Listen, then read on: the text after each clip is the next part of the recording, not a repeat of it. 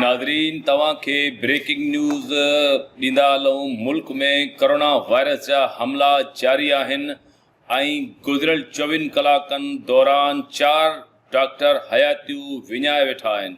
नाज़रीन तव्हां खे ब्रेकिंग न्यूज़ ॾींदा हलूं। मुल्क में कोरोना वायरस जा हमला जारी आहिनि ऐं गुज़िरियल 24 कलाकनि दौरान 4 डॉक्टर हयातियूं विञाए वेठा आहिनि। नाज़रीन तव्हां खे ब्रेकिंग न्यूज़ ॾींदा हलूं। लाहौर जी निजी अस्पताल जी डॉक्टराणी सना फातिमा कोरोना सबबि लाॾाणो करे वई आहे, जंहिंजी उमिरि 39 साल ॿुधाई पई वञे। ख़ानदानी ज़रियनि मूजिबि सना फातिमा पैथोलॉजिस्ट हुई ऐं केतिरनि ई ॾींहंनि खां कोरोना जे मर्ज़ में मुब्तला हुई।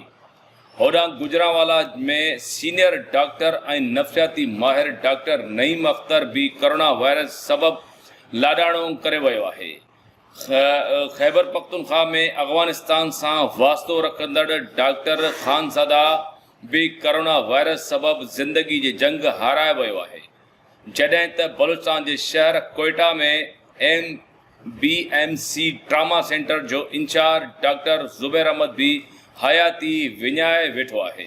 वाज़े रहे त मुल्क में कोरोना वायरस सबबि केतिरा ई डॉक्टर लाॾाणो करे विया आहिनि, जॾहिं त सवनि जे अंग में डॉक्टर ऐं तिबी अमलो मुतासिर थियो आहे।